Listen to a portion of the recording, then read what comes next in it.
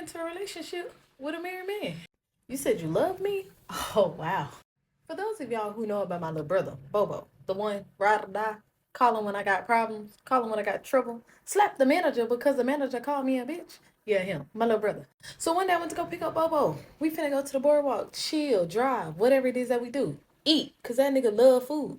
So I leave to go pick up Bobo. I go to his granny house. When I get to his granny house, I notice that there's another vehicle outside. When y'all get a new car?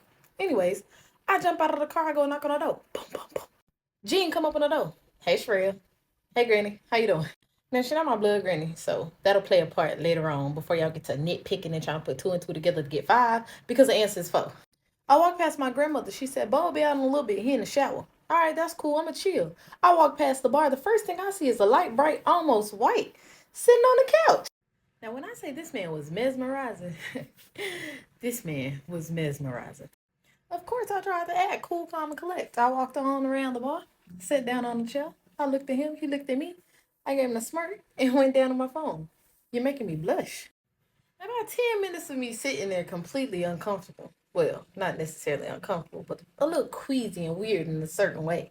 My brother come out and he was like, what up, blood? You ready to go? I was like, yeah. He was like, hold on, give me a second. Let me go in the room and get my shoes. He went in there, got his shoes, came out, trying to do his little fit check, fit so far, make all the hoes sweat. Yeah.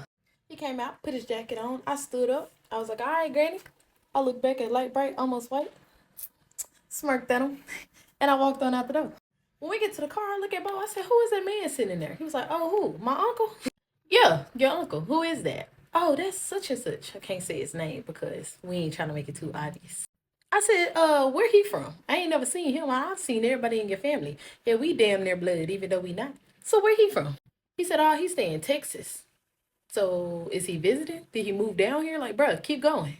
He was like, nah, he got into an altercation with his wife and everything, hence him being here at my grandma's house. He trying to figure out what he wants to do next. So he'll be here for some time.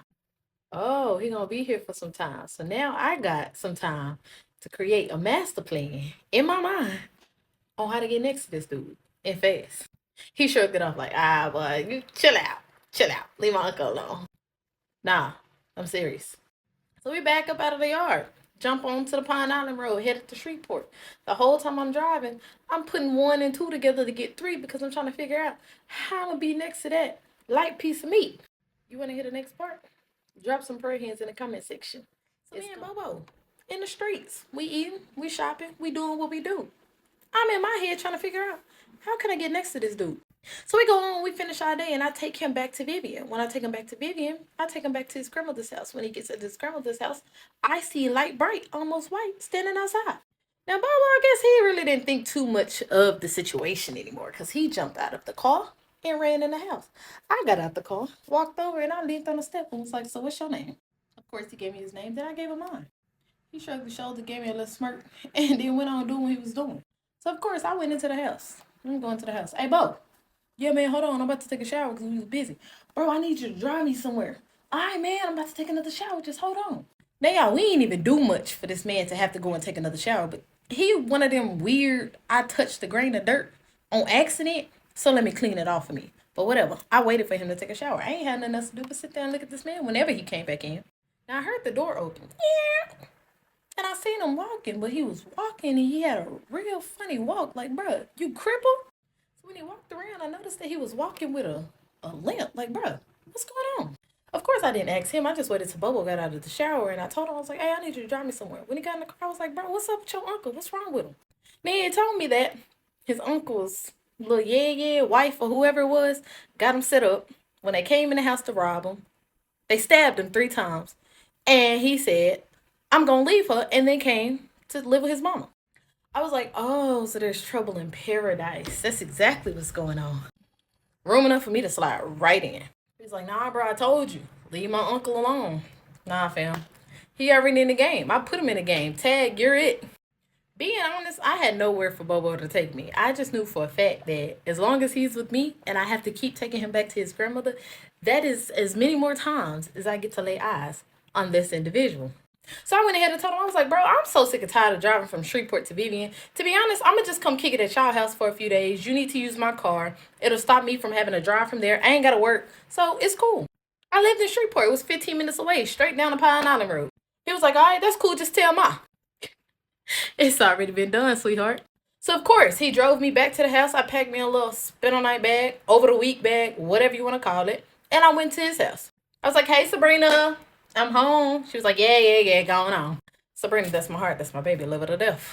So I'm 2, maybe 3 days into my stay at Sabrina's house. And she came to me talking about, well, we have to go out of town. So you can stay here and lock the door, or you can go over to Jean's. I was like, no, I'm cool. I'm going to just stay here. Not knowing, like, go to Jean's. That's exactly where I need to be. She called her mama, told her mama to look out for me because I'd be at the house by herself. Guess what the mama said? Tell her to come over here. She can stay the night here. You want part 3? Go subscribe to me on YouTube. Getting into a relationship with a married man. You said you love me. Oh, boy. So the mama hit Sabrina back. Tell her to come over here. She ain't got to stay at the house by herself. You ain't saying nothing but a word. So I grabbed my little spin-a-week bag, put it in my car, and I drive on over. When I drive over, she opened the door and she say, it's an air mattress in the living room. I'm finna go to bed. You can take a shower and lay down. You'll be fine. Oh, I knew I'd be fine. You ain't did nothing but open up the pearly gates of heaven for me. She went in her room, she slammed the door. I heard the TV, so I knew she wouldn't hear anything that was going on outside of her room door. I walk over to the air mattress. They got a pillow and they got a blanket over there for me. It's a nice, hefty air mattress. It could really pass for a bed. To be honest, if I couldn't afford a bed, I would go and get one of those.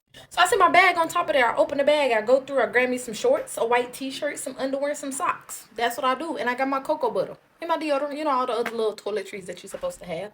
I got it and got ready to take a bath.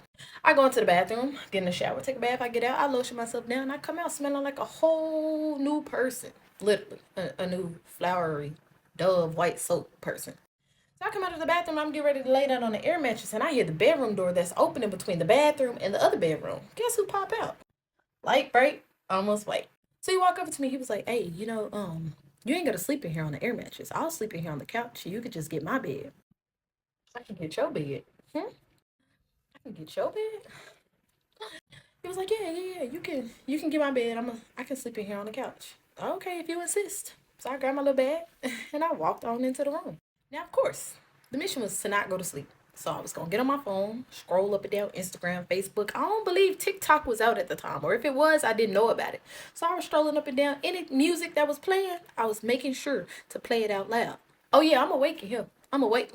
So obviously, me playing the music on my phone was not a clear sign. So I got up, went to the bathroom, didn't even use the bathroom, came back out of there and closed it up. I laid back down, turned on the TV. Turned it up a notch. So now you know, like, okay, she really awake in there. Because who going to sleep with this loud TV? So after about, 10 minutes maybe of me playing the TV sounds, I hear the door creep open. Now, by this time, I had already turned my back against the door. So if I had looked over, I would have seen. But he probably would have thought, like, maybe she over there trying to go to sleep. Next thing I know, I feel the cover coming back. So what I do? Turn around. It's light bright, almost white. Right there in my face. Bro, what are you doing? Something I want to be done, obviously. So he slid up in the bed behind me. I can already feel it. Rock hard, ready to do something. So I turn around because I'm a real fiend. This is what I do. I don't show it, but this is what I do. This is me. So I turn around and I grab his face. He slid down the back of my shorts. Whip that thing out. Tried to slide off up in there. If you want part 4, you got to go get the book. It's all in the book. Links in my bio.